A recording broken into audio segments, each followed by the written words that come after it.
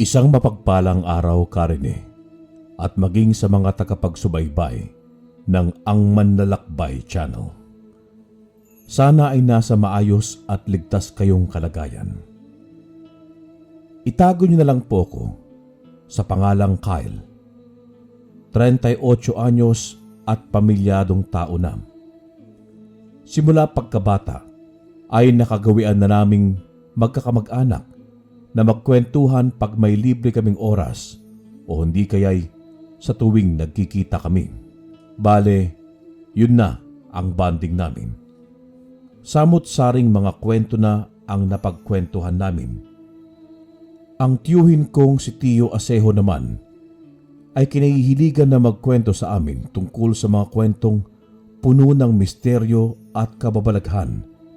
Kagaya na lamang tungkol sa mga nilalang na multo, engkanto, duwende, kulam, barang, aswang, at iba pa.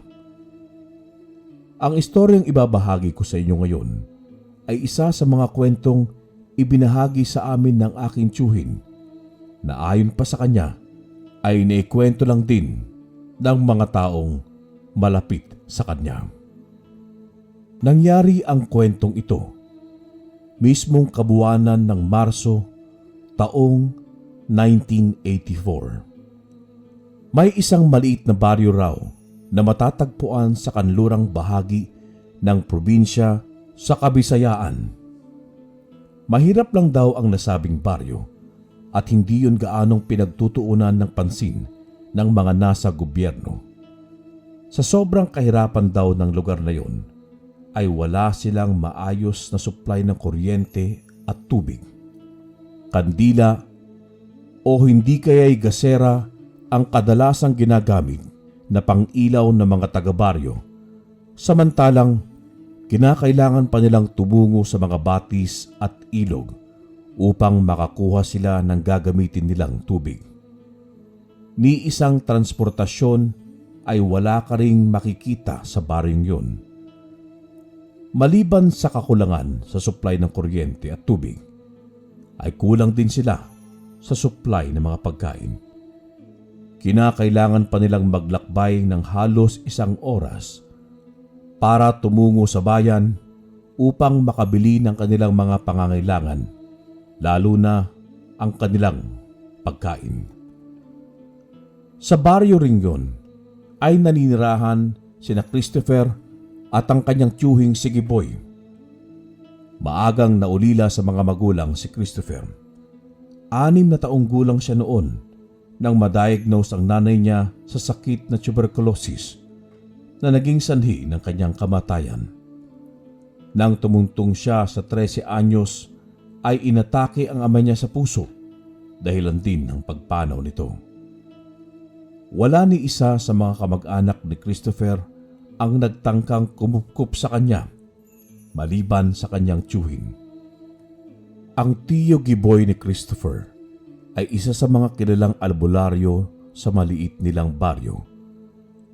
Minana na Christopher ang kakayahan sa panggagamot ng kanyang tiyuhin, at nang tumungtong sa edad na 17 ang binata, ay naging katuwang siya ng kanyang tiyo sa panggagamot sa mga tao sa kanilang baryo. Maraming mga sakit na ang nagawa nilang lunasan. Maraming mga tao na ang nagawa nilang tulungan. Maraming mga pagsubok na rin ang kanilang dalampasan at maraming mga laban na ang kanilang napagtagumpayan. Biyernes ng hapon, makulimlim ang kalangitan ng hapong yon at nagbabadyang bumuhos ang napakalakas na ulan. Parehong nasa labas ng kanilang bahay ang magtiyuhin at namimitas ng mga halamang gamot sa kanilang bakuran. Balak nilang magtiyo na gumawa ng gamot para sa kanilang mga pasyente. Umihip ang malakas at malamig na hangin na naging sanhi kung ba't ilan sa mga dahon ng halamang gamot ay nilipad ng hangin palayo sa basket na pinagsidlan nila. Mauna ka na sa loob, Chris. Daanan mo na lang ang mga banga doon sa duyan. Wika ni Tio Giboy na agad naming sinunod ni Christopher. Kagaya ng tinuran ng kanyang tiyuhin, ay dumaan siya sa duyan na nakatali sa puno ng mangga na nasa bandang harapan ng kanilang bahay. Kinuha niya roon ang banga na walang laman, saka siya dumiretso sa loob ng bahay. Maya-maya pa'y dumagundong ang malakas na kulog at kidlat, at kasabay nun ay ang pagbuhos ng napakalakas na ulan. Dali-daling isinara ni Christopher ang mga nakabukas na bintana, saka siya kumuha ng mga sisidlan at pinanglagay yon sa sahig na pinapatakan ng tubig ulan. Sa sobrang luma kasi ng bahay na tinitirhan nilang magtiyuhin, ay may mga butas na rin ang kanilang bubong. Ano pat gawa lang yon sa pawid, samantalang gawa naman sa kawayan ang kanilang dingding at maging ang sahig. Nang makabalik ang tiyuhin ni Christopher, ay tinulungan niya pa ito sa pagbubuhat ng basket na may lamang iba't ibang uri ng halamang herbal. Basang-basa rin ang kanyang tiyuhin at pumapatak pa ang tubig na nagmula rito sa sahig. Kaya agad siyang nagpakuha ng tuwalya kay Christopher. Saka siya dumiretso sa kanilang palikuran at naligo. Sa sobrang lakas ng ulan ng hapong yun, ay binaha pa nga ang labas ng bahay nila Christopher. Pasado 6:00 ng gabi, tuluyan na ring tumila ang malakas na ulan ng mga oras na yun. 2 gasera ang nagsisilbi nilang ilaw ng gabing yun. Abala sa pagdurog ng mga dahong herbal ang magtiyuhin para sa gagawin nilang gamot. Kapwa sila tahimik at ni isa sa kanila ay walang nagtangkang gumawa ng ingay. Maliban sa huni ng mga kuliglig at tunog ng kanilang pagdurog sa mga herbal na gamot, ay binabalot sila ng nakakabinging katahimikan. Talaga namang napakatahimik ng kanilang gabi. Ano pat malayo sila sa mga kabahayan. Matatagpuan ang bahay nilang magtiyo sa kalagitnaang bahagi ng masukal na kagubatan. Pinasadya talaga nilang doon manirahan dahil sa sobrang tahimik. Nasa ganoong sitwasyon ang magtiyo nang makarinig sila ng sigaw sa labas. Napasulyap pa nga si Tio Giboy sa nakasarang bintana. Pinakinggan niya ng maigi kung totoo bang may naririnig siya o guni-guni lang niya. Maya-maya pa'y nakarinig siya ng sunod-sunod na pagkatok sa pintuan at kasabay nun ay may mga boses na siyang narinig. May tumatawag din ng pangalan nila ng pamangkin niyang si Christopher. Doon na tuluyang napatayo si Tio Giboy. Ngunit bago pa man siya tuluyang nakalapit sa pintuan, ay mabilis siyang naunahan ni Christopher at ang lalaki rin mismo ang nagbukas ng pintuan. Mang Giboy! Christopher! Kinakailangan namin ng tulong niyo. Kagabi pa sumasakit ang ngipin ng anak ko at mataas na rin ang lagnat niya ngayon. Pakiusap ng isang may katandaang lalaki na kilala sa alias na Tandang Oscar. May kalong pa itong bata na nasa idarang 8 taong gulang. Maliban kay Tandang Oscar, ay may kasama pa itong 2 kalalakihan sa kanyang likuran. Agad namang inanyayahan ni Christopher ang mga ito na pumasok sa loob ng kanilang bahay, na mabilis namang sinunod ng mga ito. Nang makapasok ang mga ito sa loob, ay sinalubong pa nga sila ni Tio Giboy at dinala sa sala. Pinahiga nila ang batang lalaki na kalong ni Tandang Oscar sa higaang banig. Nang makasunod si Christopher, ay agad siyang inutusan ng tiyuhin niya na ikuha ng maiinom ang kanilang mga panauhin na walang imik naman niyang sinunod. Kumuha siya ng isang balding tubig sa kanilang kusina at isang mangkok ng nilagang saging. Nang makabalik siya sa sala, ay naabutan pa ni Christopher ang kanyang tiyuhin na sinusuri ang ngipin ng batang lalaki na tinatawag nila sa alias na Rubio. Chris, pakikuha ko ng mga ugat ng makahiya sa kusina. Magdala ka na rin ng asin at mainit na tubig. Baling ng tiyuhin niya sa kanya matapos niyang ibigay sa mga panauhin ang dala niyang mga merienda. Napasulyap pa si Christopher sa batang lalaki na hanggang sa mga sandaling yon ay umiiyak pa rin dahil sa sobrang sakit ng kanyang ngipin. Kaya nagmamadaling bumalik si Christopher sa kusina. Sa kanya kinuha ang lahat ng mga pinakuha sa kanya ng kanyang tiyuhin. Nang makabalik siya, ay agad niyang binigay ang mga dala niya sa tiyuhin. Saglit na binabad ni Tiyo Giboy ang mga ugat ng makahiya sa mainit na tubig at nang masiguradong malinis yun, ay sa kanya yun dinurog. At ang ugat na makahiya na dinurog niya ay inilagay niya yun sa butas ng ngipin ng batang lalaki. Ang ugat ng makahiya ay may kakayahan ding magpagaling ng mga sakit sa ngipin. Nang matapos, ay minasahe ni Tiyo Giboy ang pisngi ng batang lalaki. Sa kanya yung pinahiran ng langis. Unti-unti na ring tumatahan sa pag-iyak si Rubio. Kaya inabutan ito ni Christopher ng tasa na may lamang mainit na herbal na inumin na magpapatulong sa bata upang gumaan ang pakiramdam niya at bumaba ang kanyang lagnat. Nang matapos suriin at gamutin ng magtiyong albularyo, ay pinayuhan pa nila si Tandang Oscar sa mga dapat at hindi pa nila dapat gawin habang nagpapagaling si Rubio. Todo pasasalamat naman ang matandang lalaki dahil sa naitulong ng albularyong magtiyuhin. Sinabi naman ni Tiyo Giboy na hanggat may kakayahan pa siya sa panggagamot, ay hindi niya pagkakaitan ang mga taong nangangailangan ng kanyang tulong. Halos kalahating oras pa silang nagtagal doon bago maayos na nagpaalam ang mga ito kina Christopher at Tiyo Giboy na babalik na sila sa kanilang mga tahanan.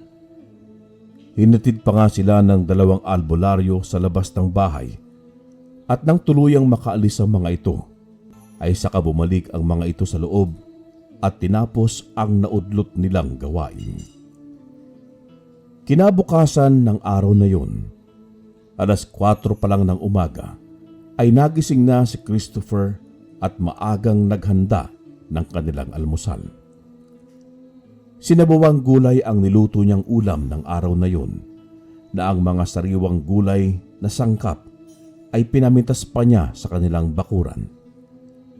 Nagkataong katatapos lang niyang ihain ang mainit-init na kanin at gulay na ulam sa kanilang hapagkainan. Nang magising ang tiyuhin niya, kaya sabay na silang kumain.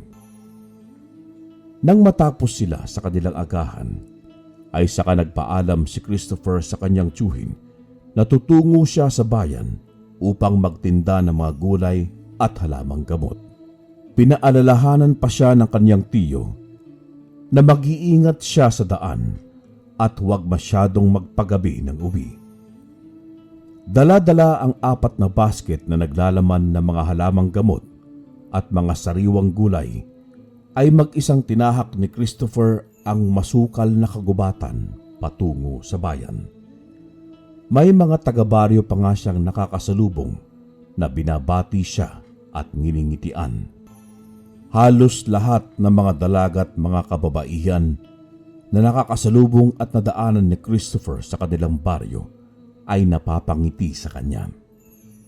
Hindi maitatanggi na habulin si Christopher ng mga kababaihan at maging ng mga binabae. Sa edad na 20 anyos, maliban sa pagiging isang mahusay na albularyo, ay mabango rin ang pangalan ni Christopher dahil sa kanyang kakisigan. Kung pisikal na anyo ang pag-uusapan, ay mayroon siyang may paglalaban. May pagkamoreno si Christopher. Makapal ang itim niyang kilay at may nakakaakit na mga mata na laging napapansin ng karamihan lalo na ng mga kababaihan. May katangkaran siya at malaki ang katawan. Nagsisilakihan din ang kanyang mga muscle. Ano pat sa tuwing may libre silang oras ng kanyang tiyuhin, ay napapagawi sila sa burol upang mag-ensayo sa pakikipaglaban. Malawak din ang kaalaman ng magtiyo pagdating sa larangan ng pakikipaglaban. Nang tuluyang makarating si Christopher sa bayan, ay agad siyang dumiretso sa palengke at doon niya pinuwesto ang kanyang mga paninda.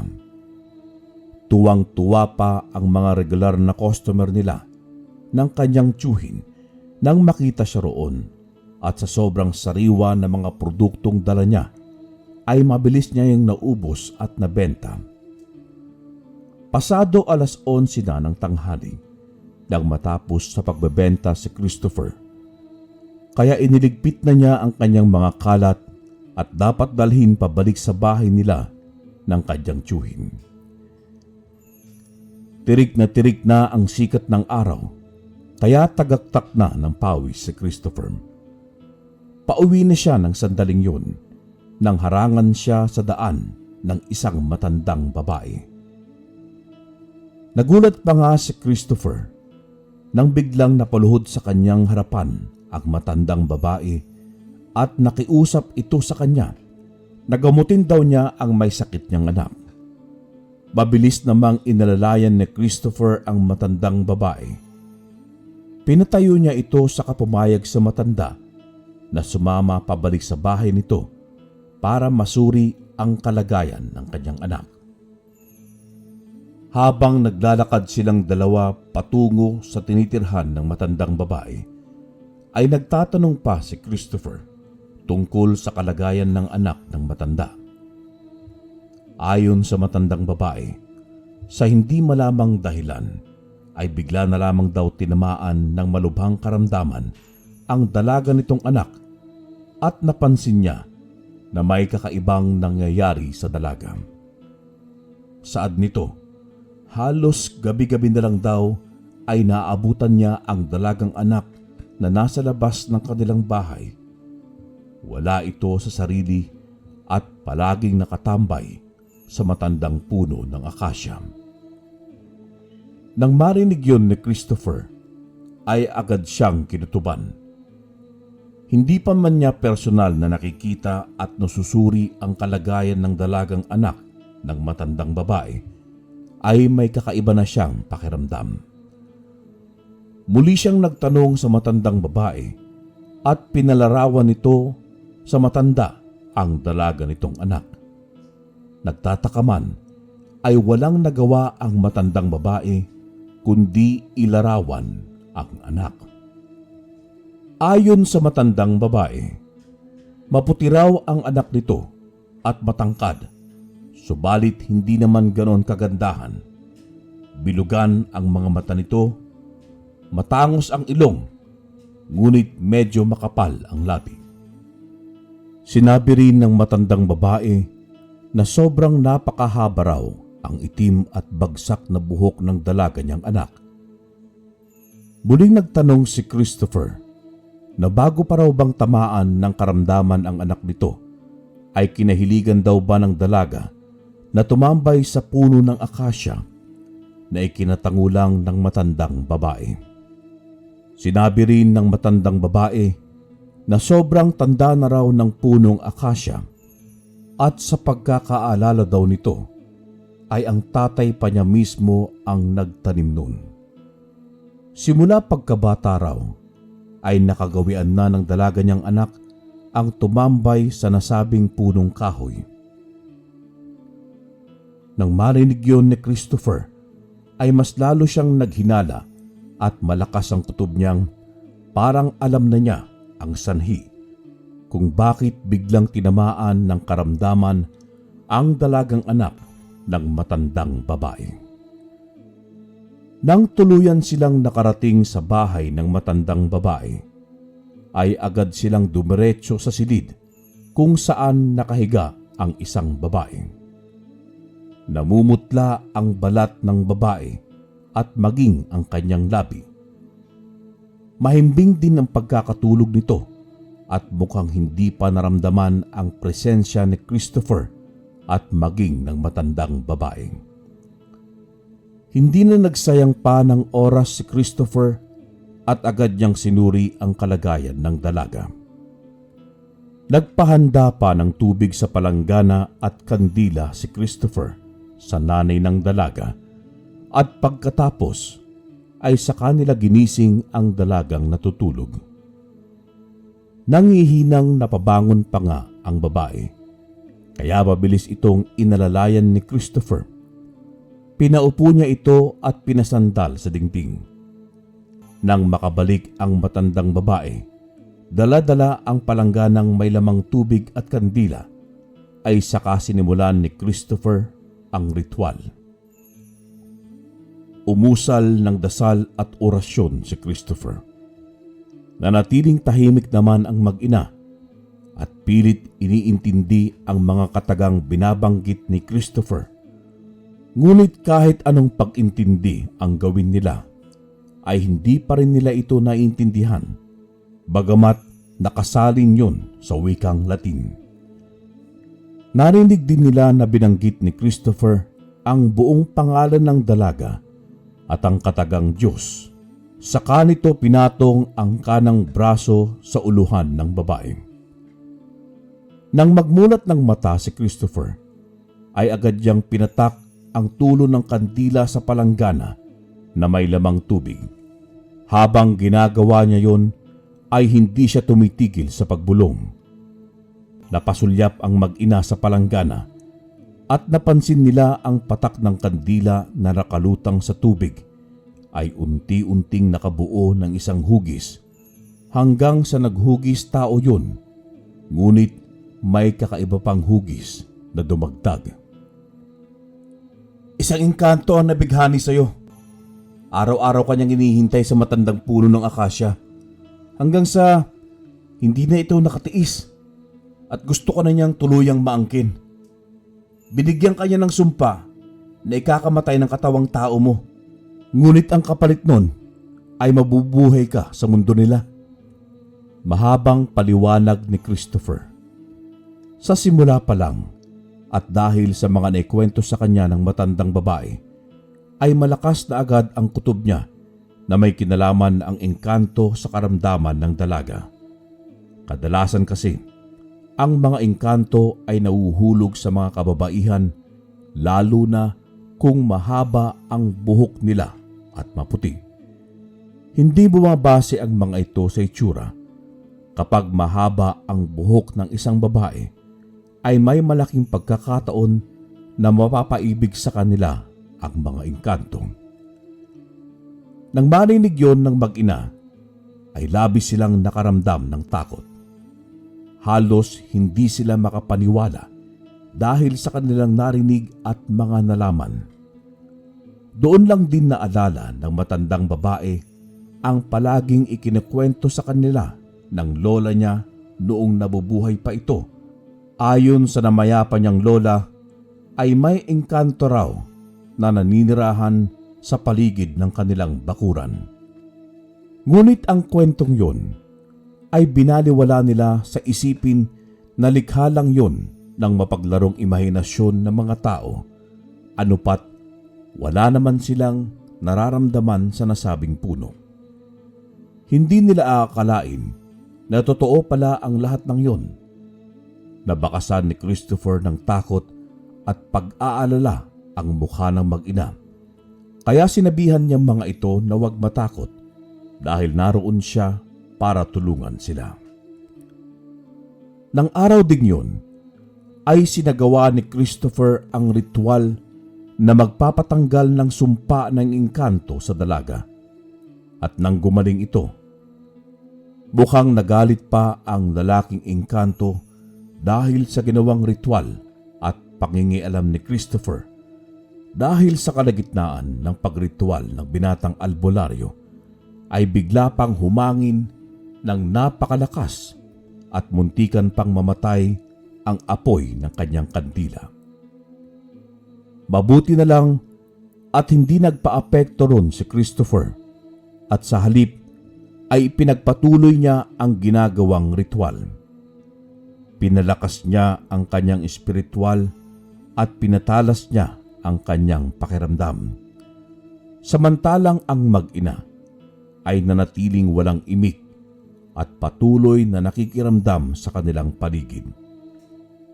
Maging sila ay naramdaman din ang kakaibang enerhiya na nagmula sa engkanto.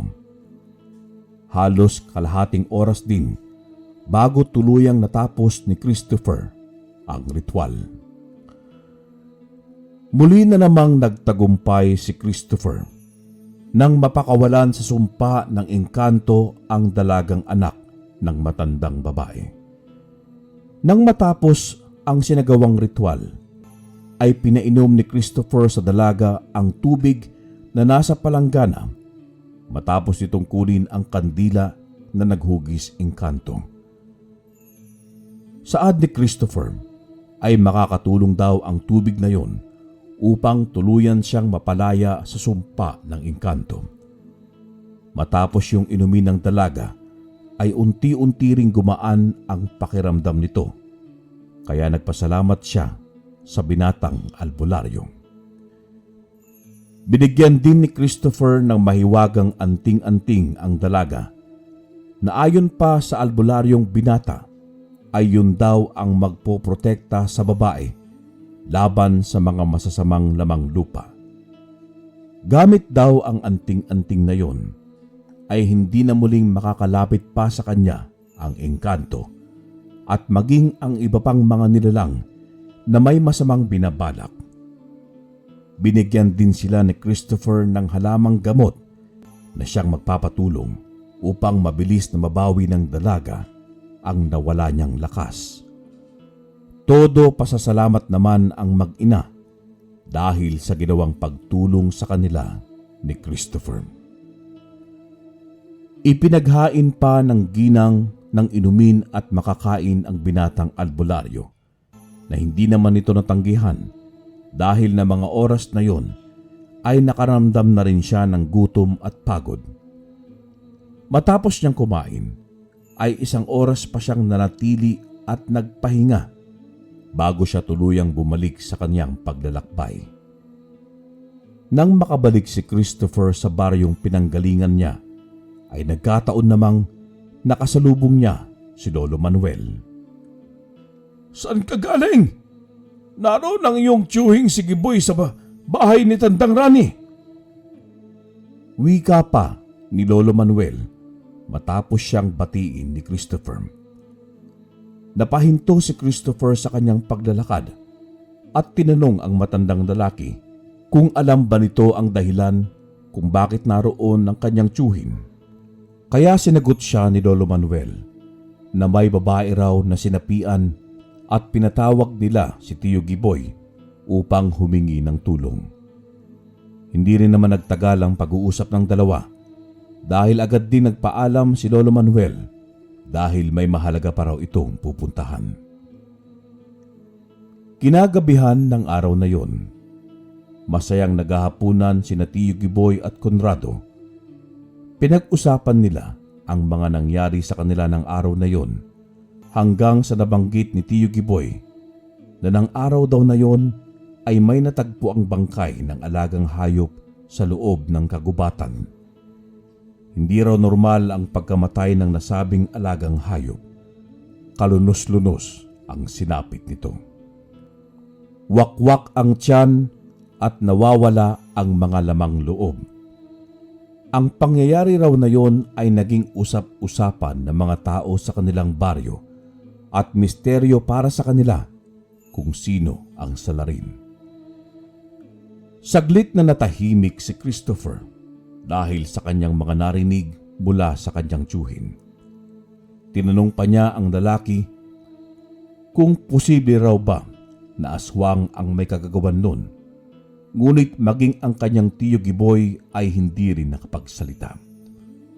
Maging ito ay napapaisip din kung aswang nga ba ang may kagagawan nun o baka mga mababangis na ligaw na hayop lang. Kahit kailan kasi ay wala pa silang nababalitaang gumagala sa kanilang baryo maliban na lang siguro sa kanilang mga karatig baryo. Nang sumunod na araw, ay muli na namang nakatanggap ng balita ang magtiyong albularyo na may natagpuan na naman daw na patay na hayop sa liblib na bahagi ng kanilang baryo, at kagaya ng naunang bangkay ng alagang hayop na kanilang nakita ay kalunos-lunos din ang pagkamatay ng ibang hayop. Ang mga kaganapang yun ay nagpatuloy at habang lumilipas ang mga araw, ang mga pangyayari ay mas lalong lumalala. Hindi lang mga hayop ang natagpuang patay, kundi may ilang mga inosenteng tao na rin ang natagpuang bangkay na, at ilan sa mga kabataan ay ibinalitang nawawala. Halos lahat ng mga biktima, mapatao man o hayop, ay karumal-dumal ang kanilang pagkamatay. Doon na tuluyang naghinala ang mga taga-baryo na maaaring aswang ang may kagagawan nun. Nang malaman ng mga tao na maaaring aswang nga ang may kagagawan nun sa mga biktima, ay agad silang nakaramdam ng takot at pag-aalala para sa kanilang kaligtasan at maging ng kanilang pamilya. Sa isang iglap ay binalot ng kilabot at kababalaghan ang kanilang baryo. Nang dahil sa mga nangyayari, ay kumilos na rin ang magtiyong albularyo. Nagsimula silang manaliksik tungkol sa mga aswang at nag-imbestiga sa kanilang lugar. Gumawa rin ang magtiyong albularyo ng panangga laban sa mga aswang, kagaya na lang ng lana. Gabi yun ng Biyernes, nang sumagawa ng ritual ang maglolo at inalam kung tama ba ang hinala nila at maging ng mga taga-baryo kung totoo nga bang may aswang na gumagambala sa kanilang baryo at hindi nga sila nagkakamali. Martes ng gabi, nagkataong ginabi sa pag-uwi sa Tiyo Giboy ng gabing yun galing sa palengke. May dala naman siyang gasera, kaya hindi na niya kinakailangan pang mangapa sa dilim. Mag-isa at tahimik niyang tinatahak ang masukal na kagubatan pauwi sa kanila. Nang mga sandaling yun, ay nakaabang sa kanyang pagdating ang pamangkin niyang si Christopher. Habang naglalakad si Tiyo Giboy, ay bigla na lang siyang nakarinig ng kaluskos. Ngunit binaliwala niya lang yun at sa halip ay nagpatuloy siya sa kanyang paglalakad. Habang tumatagal, ay napapansin ni Tiyo Giboy na mas lalong lumalakas ang kaluskos na naririnig niya. Sa hindi malamang dahilan, ay bigla rin siyang kinutuban at nakaramdam ng kakaibang enerhiya. Pinatalas ni Tiyo Giboy ang pakiramdam. Maya-maya pa ay nakarinig siya ng huni ng inahing manok na tila mangingitlog. Doon na tuluyang palihim na napangisi si Tiyo Giboy. Alam niyang hindi yun normal na manok, kundi isang aswang. Nakumpirma niya yun nang mapatingin siya sa langis na nasa kanyang tagiliran. Kumukulo yun, senyales na may aswang nga sa paligid. Palihim na napahawak si Tiyo Giboy sa buntot pagi na nasa kanyang tagiliran. Simula kasi nung nalaman nila ni Christopher na may aswang na gumagambala sa kanilang baryo, ay palagi na silang nagdadala ng sandata at mga panangga para sakaling malagay sila sa alanganing sitwasyon ay magagawa nilang lumaban. Nagpatuloy si Tiyo Giboy sa kanyang paglalakad hanggang sa bigla na lang may umatake sa kanya. Inaasahan na niya yon, kaya nagawa niyang maiwasan ang biglaang pang-aatake sa kanya ng mabangis na aswang. Todo sa pag-aatake ang aswang, samantalang sinusubukan naman niyang umiwas dito at sa halip ay patuloy niyang pinoprotektahan ang sarili na huwag masugatan. Tuluyang nabitawan ni Tiyo Giboy ang mga dala niya at maging ang gasera. Nang makahanap siya ng tamang pagkakataon, ay malakas niyang pinagsusuntok ang aswang at sinipa sa sikmura dahilan ng pag-atras nito. Nang mahulog ang gasera, ay namatay ang apoy nito at tuluyang dumilim ang paligid. May kadiliman man, ngunit malinaw pa rin nasulyapan ni Tio Giboy ang namumulang mga mata ng aswang. Lumikha pa yon ng kakaibang ungol na umalingaw-ngaw pa sa kagubatan. Pinatalas ni Tio Giboy ang kanyang pakiramdam, kaya kahit madilim ay mararamdaman pa rin niya ang aswang at nang sa ganon ay magawa niyang lumaban. Mahigpit na napahawak siya sa buntot pagi at sa pagkakataong yon ay siya naman ang muling umatake sa mabangis na aswang. Sunod-sunod na pinaghahampas ni Tio Giboy ng latigo ang aswang. Bawat pagtama ng buntot pagi sa katawan ng aswang ay napapasigaw ito sa sobrang sakit at hapdi na kanyang nararamdaman. Hindi tumigil si Tio Giboy sa kakahampas ng latigo sa aswang hanggang sa tuluyan itong bumagsak. Ngunit sa kasamaang palad ay nakagawa pa rin ng paraan ang aswang para matakasan siya. Hindi na ito nagawa pang habulin ni Tio Giboy dahil mabilis itong nakawala sa paningin niya. Wala siyang nagawa kundi ang hayaan na lamang yon. Ngunit ipinangako niya na sa muli nilang paghaharap ng aswang ay tuluyan na nitong tatapusin ang buhay ng aswang na gumagambala sa kanilang baryo. Muling binalikan ni Tio Giboy ang mga dala niya, saka siya nagpatuloy sa paglalakad pauwi sa kanila. Nang makabalik siya sa bahay nila, ay naikwento niya kay Christopher ang ginawa niyang pakikipagsapalaran sa misteryong aswang na umatake sa kanya. Kabuwanan ng Abril sa parehong taon. Gabi ng Miyerkules at nagkataong kabilugan pa ng buwan. Nagkataong nasa kalagitnaan ng payapang paghahapunan ang magtiyong albularyo ng gabing yon nang makarinig sila ng huni ng tiktik. Nung una ay may kalakasan yon, senyales na nasa malayo pa ang aswang. Ngunit habang tumatagal ay pareho nilang napapansin na pahina ng pahina ang huni ng tiktik na kanilang narinig. Maya-maya pa'y biglang binalot ng nakakabinging katahimikan ang paligid. Ngunit patuloy pa ring nakiramdam ang magtiyong albularyo. Nababatid nilang may aswang na nakaabang sa kanila sa labas. Ilang saglit pa ay may kumalampag sa kanilang bubong. Doon na sila tuluyang napatayo. Mabilis nilang kinuha ang buntot pagi. Hindi alintana ang naghihintay na panganib ay lakas loob na lumabas ang magtiyong albularyo. Nagkataong kakalabas pa lang nila nang biglang may malaking ibon na umatake sa kanila. Nagpaikot-ikot ang malaking ibon sa kanilang uluhan bago ito lumipad palayo sa kanila. At nang umangat ang paa ng malaking ibon sa lupa, ay biglayong naghugis tao. Nagkatinginan pa ang magtiyong albularyo nang lumikha ng kakaibang ingay ang aswang bago sila nito muling inatake. Mukhang galit na galit ito sa dalawa dahil bawat pag-atake nito ay napaka-agresibo. Todo naman sa pagsangga at pag-iwas ang magtiyuhin sa mga binibitawang atake ng aswang. Nang makahanap sila ng pagkakataon, ay saka nila ito sabay na inatake.